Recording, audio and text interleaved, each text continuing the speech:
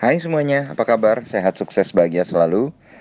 Jangan lupa subscribe, like, bagikan channel ini dan berikan komentar Anda agar kami semakin bersemangat lagi dalam memberikan Anda konten-konten terbaik setiap harinya.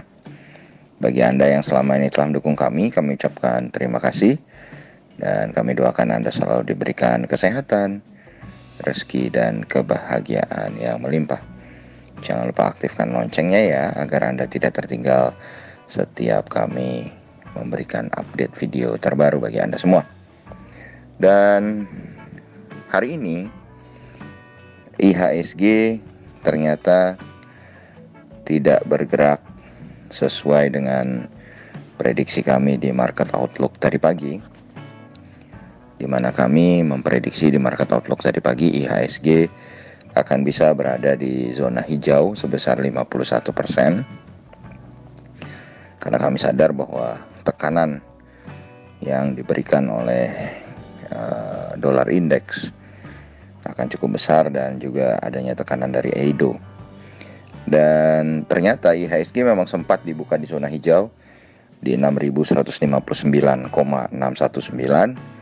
lalu turun ke bawah dan naik lagi ke titik tertingginya di 6.176,427, dan sempat turun ke titik terendahnya ya ini 6.058,843, dan memang 6.000 merupakan support psikologis bagi IHSG, dan akhirnya di 6.058,483 itu IHSG memantul dan akhirnya ditutup di 6.122,876.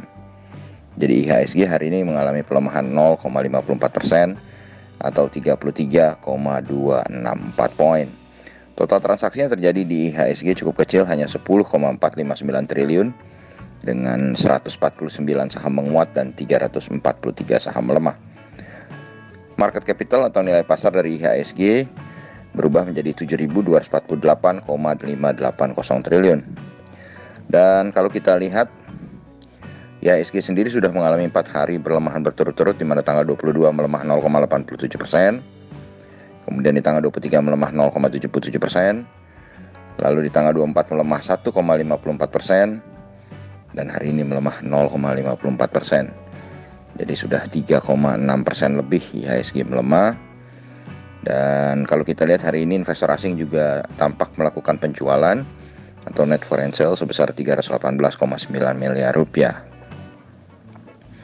Dan kalau kita lihat dari kurs rupiah sendiri, saat ini kurs rupiah diperdagangkan di 14.419 rupiah per 1 US dolarnya, atau rupiah melemah 30 poin atau 0,21% terhadap US dollar. Sementara harga emas di pasar spot dunia melemah tipis 1 poin atau 0,06% ke 1.732,40, yang kalau dirupiahkan adalah 803.109 rupiah. Dan kalau kita lihat dari saham-saham yang dijual oleh investor asing, saham Bank Sentral Asia atau BBCA menjadi yang paling banyak dijual investor asing. Net foreign sale 211,6 miliar rupiah, yang juga mengalami penurunan 350 poin atau 1,09% ke 31.850. Di posisi kedua ada Bank Rakyat Indonesia Tbk atau BBRI, net foreign sale 55,9 miliar, sahamnya turun 50 poin atau 1,07% ke 4.620. Di posisi berikutnya ada ICBP atau Indofood CBP Sukses Makmur, net foreign sale 54,4 miliar, sahamnya turun 3,24% atau 300 poin ke 8.950, menjadi saham yang paling banyak penurunannya dalam daftar saham yang dijual oleh investor asing. BMRI atau Bank Mandiri ada di posisi keempat, net foreign sale 51,2 miliar, sahamnya turun 25 poin atau 0,39% ke 6.400. Dan yang terakhir ada ASII atau Astra International Tbk, net foreign sale 49,3 miliar, sahamnya tidak bergerak di 5.450. Sedangkan dari deretan saham-saham yang dibeli oleh investor asing, TLKM atau Telkom Indonesia menjadi pemuncaknya dengan net foreign buy sebesar 81,4 miliar, sahamnya naik 40 poin atau 1,19% ke 3.410. Di posisi kedua ada Indah Kiat Pulp and Paper Net foreign buy 32 miliar, sahamnya naik 175 poin atau 1,52% ke 11.675. Di posisi ketiga ada Vale Indonesia Tbk, net foreign buy 26,7 miliar, sahamnya naik 60 poin atau 1,4% ke 4.360. Di posisi keempat ada Tekim atau pabrik kertas Ciwi Kimia, net foreign buy 24 miliar, sahamnya naik 300 poin atau 2,58% ke 11.925. Dan yang terakhir ada Unilever Indonesia, net foreign buy 15,9 miliar, sahamnya naik 75 poin atau 1,14% ke 6.650. Dan kalau kita lihat dari bursa regional Asia sendiri, maka posisi bursa regional Asia sendiri cukup berwarna, di mana indeks Nikkei 225 Tokyo Jepang ditutup positif 1,14% atau 324,361 poin ke 28.729,881. Straits Times indeks Singapura juga ditutup hijau positif 12,16 poin atau 0,39% ke 3.145,470. Hang Seng indeks Hong Kong melemah 0,07% atau 18,531 poin ke 27.899,609. Sedangkan Shanghai Composite Index melemah 3,47 poin atau 0,1% ke 3.363,590. Sedangkan indeks LQ45 sendiri hari ini melemah lebih tipis daripada IHSG, yaitu hanya melemah 1,292 poin atau 0,14% ke 924,668.